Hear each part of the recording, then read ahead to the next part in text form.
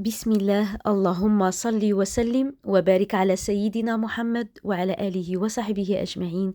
متتبعي الأعزاء، مرحبا بكم معايا من جديد في فيديو جديد ووصفة جديدة إن شاء الله. اليوم غادي نتقاسم معكم بسبوسة بالياغورت اللي دارت ضجة في مواقع التواصل الاجتماعي. صراحة تستحق التجربة. بسبوسة هشيشة لذيذة بزاف، بنينة، كتوجد في آخر لحظة، ما غاديش تندموا عليها. متأكدة إلا جربتوها غادي تعتمدوها ضمن الوصفات ديالكم. فبقوا معايا للأخير باش نتعرفوا على المقادير وطريقة التحضير.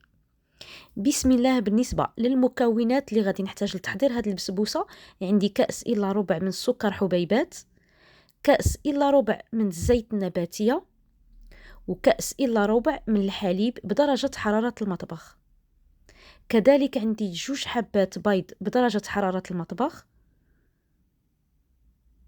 عندي علبة ديال الياغورت أو الزبادي من وزن 110 غرام، كيس من سكر فانيلا من وزن 8 غرام، كيس من خميرة الحلويات أو باكين بودر من وزن 15 غرام، ملعقة كبيرة من الخل الأبيض، رشة ملح لتصحيح الذوق. وهنا عندي سميدة رقيقة 2 كؤوس غير مملوءة، يعني كؤوس ممسوحة، ما تكونش عامرة بزاف أو لا ما تكونش مقببة. بسم الله. ندوزو للطريقة. في إناء وضعت البيض مع رشيشة ديال الملح، وغادي نضيف كيس من سكر فانيلا.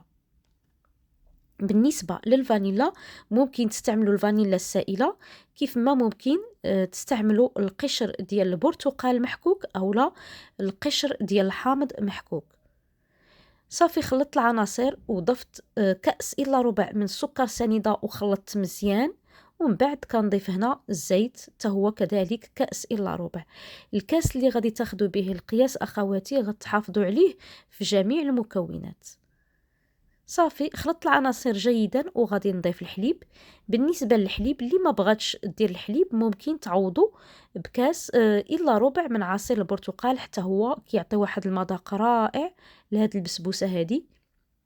وغادي نضيف كذلك علبة ديال الياغورت من وزن 10 غرام. أنا استعملت الياغورت بالنكهة ديال الفانيلا، ممكن تستعملوا أي ياغورت كيعجبكم المذاق ديالو. كيف ما ممكن تستعملوا الياغورت طبيعي يعني بدون نكهة. صافي وغادي نخلط هاد العناصر غير بالفوة. كيف كتشوفوا العملية خفة زربة سهلة، ما تحتاج لا طراب لا حتى شي حاجة، وسريعة كذلك. بديت بإضافة السميدة وكنخلط. انا درتها هنا على 2 دفعات على محل راه الكمية السميدة اللي عطيتكم مضبوطة 2 كؤوس لا اقل ولا اكثر. غير هو حافظوا على الكاس اللي غتستعملوه مثلا في السوائل هو اللي غتستعملوه في النواشف، نفس الكاس عبروا به كل شيء.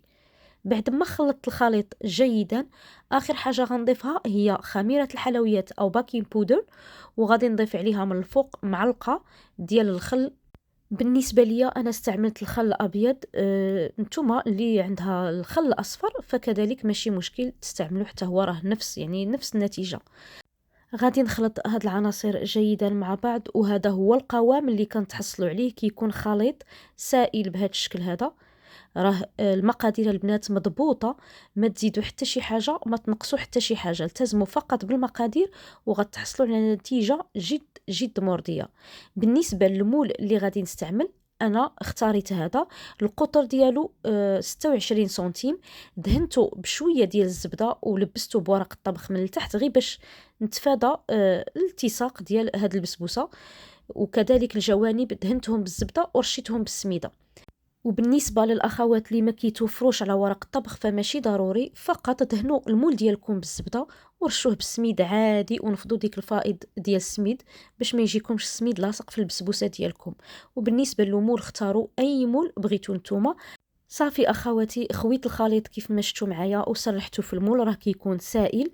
الفران كان مشعول عندي ديجا قبل على 180 درجة. دخلت المول حطيته في الجهة الوسطانية، النار من الفوق ومن التحت على 180 درجة، ما تفوتوهاش وخليوها طيب على المهل فقط تاخد ديك اللوين ذهبي. في هذا الاثناء اللي عندي انا البسبوسه في الفران غندوز لتحضير السيرو. غنحتاج نصف كاس من السكر سنيده، كاس ديال الماء، وعصير نص حامضه. بالنسبة للحامض ممكن تعوضوه بالبرتقال. غادي نخوي هاد العناصر كلها مع بعض في واحد الكاسرونة ونخلطها جيدا ونوضعها فوق النار تغلي مزيان، ومع التحريك حتى نتحصل على واحد السيرو القوام ديالو نوعا ما بدا كيتقال. ضروري ما يغلي مزيان البنات. بالنسبة للحامض ممكن تضيفوا غير قطعة ديال الحامض او لا قطعة ديال البرتقال، كيف ما ممكن تستغناو عليه وتعوضوه بواحد الكيس ديال الفانيلا الا بغيتو السيرو ديالكم يجيكم منسم بالفانيلا. صافي السيرو ديالي بعد ما وجد ها هو القوام ديالو كيكون شويه ثقيل. ملي كيبرد راه كيتقل شويه البنات، ماشي تقلوه بزاف عاوتاني، المهم يغلي ويعاود. صافي غنخليه جانبا يبرد. وهنا رجعت معكم للفران. كيف كتشوفوا البسبوسه الوجه ديالها بدا كيصفر. غادي نخليها تزيد غير شويه تاخد ديك اللوين ذهبي ونخرجها.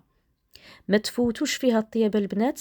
كيف كتعرفوا اي حاجه كنحضروها بالسميده الا فوتنا فيها الطياب راها كتنشف معنا يعني بسرعه، وحتى كنلقاوها شويه قاصحه، يعني تاخد اللوين ذهبي بركه نخرجوها. هنا وضعتها بعد ما خرجتها من الفرن. قلبتها مباشره فوق هاد الشبكه، وغادي نحيد هذاك الورق ديال الطبخ كيتحيد معنا حتى هو بكل سهوله. شوفوا هنا بغيت نوريكم طريه واللوين فقط ذهبي، ما تفوتوش فيها الطياب.